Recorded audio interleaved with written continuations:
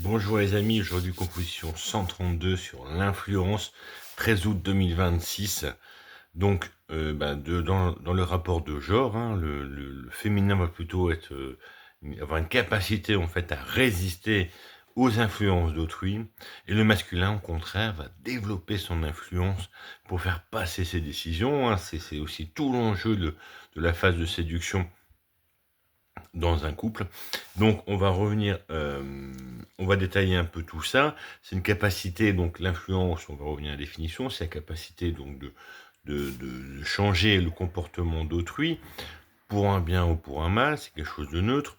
On remarque aussi qu'on est dans une époque de médiatisation, et donc la publicité, les influences, on parle d'influenceurs entre guillemets. Dans quelle mesure nous sommes capables d'y résister, quel effet ça donne en fait d'être dans un leadership, et puis comment on va développer en fait ce charisme. Tout simplement, on va plutôt sur une forme de rhétorique, hein. Bref, une capacité à influencer le groupe. On commence tout de suite avec le féminin, on va aller au masculin, et puis vous aurez après toujours c'était les quatre exemples sur le côté en vidéo indépendante, qui illustrent en fait le propos de cette composition, qui sont datés du même jour, hein, donc il suffit de regarder la même journée pour voir les autres exemples.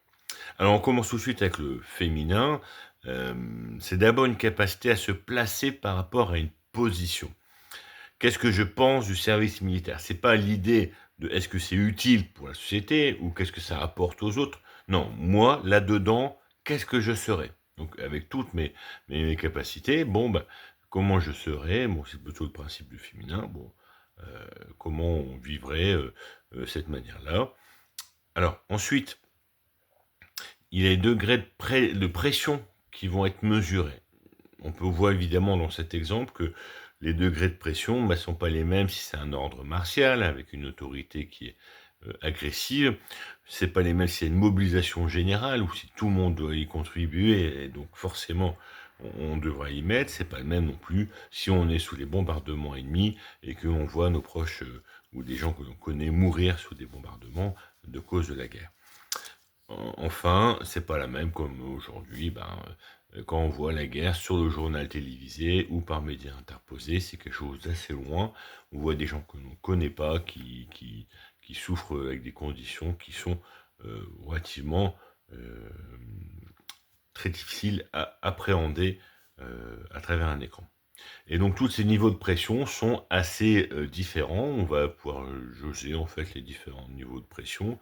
On voit aussi qu'il y a ces niveaux de pression euh, qui sont nivelés et que dans les rapports, bon ben tu m'as dit ça de cette manière, tu m'as dit ça de cette manière. Enfin, il y a les options de sortie. Que vais-je devoir faire pour sortir de cette situation si j'y tombe?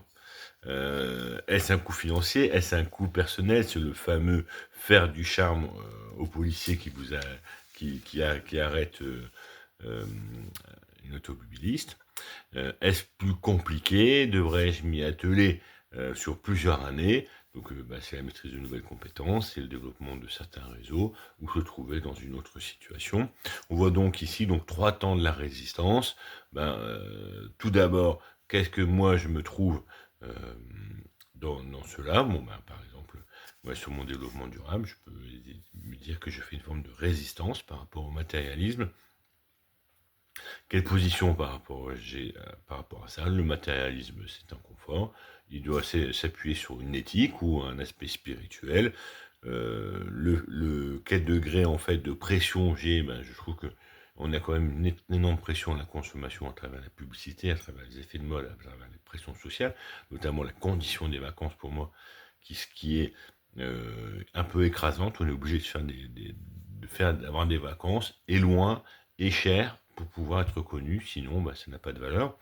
Et puis enfin, les options de sortie, c'est être indépendant, savoir être indépendant au niveau de son réseau d'eau, produire sa propre électricité, produire sa propre nourriture, ou au moins connaître les producteurs directement pour pouvoir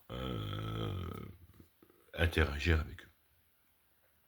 Alors en face, le masculin va avoir une toute autre démarche. Bien sûr, c'est pas une démarche de résistance ou d'indépendance, mais c'est plutôt une démarche qui va être d'influencer et donc d'avoir un impact sur les autres. D'abord, pour faire passer ces décisions, on vérifie ce qui va être conducteur, ce qui passe bien. Le général harangue son armée avec un discours solennel, puissant, mobilisateur. Est-ce l'honneur de défendre les faibles, la richesse avec donc le gain qui va être fait ou le pillage éventuel, l'orgueil d'être le meilleur que l'autre. Ensuite, c'est beaucoup plus délicat. Comment active-t-on cet imaginaire? Comment on arrive au champ de tel langage? C'est-à-dire comment on va se glisser dans cette figure d'autorité, entre guillemets, qui n'est pas forcément quelqu'un qui est avec des distinctions, mais par exemple, si on n'a pas le fer et de sang de Bismarck, c'est difficile de comprendre comment donc Bismarck, c'est celui qui, dans le 19e siècle, qui va unir finalement les, les États prusses entre eux pour faire l'Allemagne. Si on ne comprend pas en fait la dureté de Bismarck, on a du mal à comprendre derrière la montée d'Hitler. C'est difficile en fait, Bismarck va introduire cette idée que la souffrance est nécessaire et qu'il faut souffrir pour pouvoir y arriver, et puis il va le démontrer. Donc le chef peut avoir une autorité par la familiarité, hein, ça dépend des gens. Il y a des endroits où on va réussir à faire bosser, par exemple, dans les startups, des collaborateurs, au lieu de faire bosser 35 heures, vont bosser 60 heures, simplement avec l'idée qu'il y a un baby-foot, un coin de pause avec des poufs, qu'ils peuvent y aller avec leur ordinateur portable pour se délasser en travaillant. Bon, ça c'est juste, par exemple, ça c'est un management qui va être à la coolness. Bon, on est sympa, mais en fait, l'objectif c'est quand même de faire travailler ses collaborateurs le plus longtemps possible.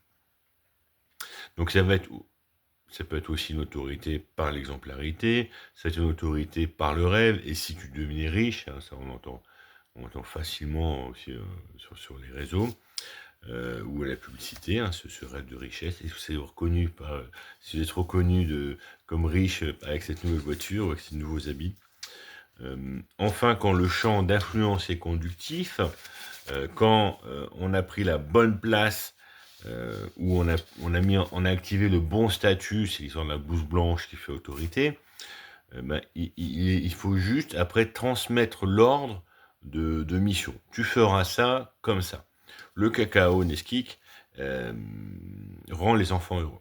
Donc on a derrière, si tu achètes mon produit, alors tu seras une mère qui rendra tes enfants heureux. Alors, loin de moi de décrier tout le système publicitaire dans son ensemble, c'est un jeu d'équilibre, c'est un jeu de rapport de force, mais je pense que le rapport de force, il faudrait le rééquilibrer du point de vue citoyen pour le moment, avec des gens qui se ruinent en fait à essayer de consommer de façon de toujours plus, et même jusqu'à se ruiner. Mais voilà, donc si moi je devais utiliser en fait un argumentaire pour illustrer un peu et terminer cette composition, je dirais que par exemple, le climat chauffe tellement, on n'en peut plus, c'est une folie, même les forêts brûlent. Les réseaux permettent à chacun de communiquer ensemble. On se rapproche tellement. Soutenons les bergers, dont les troupeaux détruisent les friches qui brûlent en été. Donc voilà un peu l'exemple, et là vous voyez, j'espère, les 3 temps. D'abord, trouver ce qui est conductif, hein, ce qui nous impacte. Ensuite, se placer dans une figure d'autorité, en tout cas dans une figure d'influence, hein, le réseau. Enfin, faire passer le protocole, soutenons les bergers pour que nos forêts arrêtent de brûler.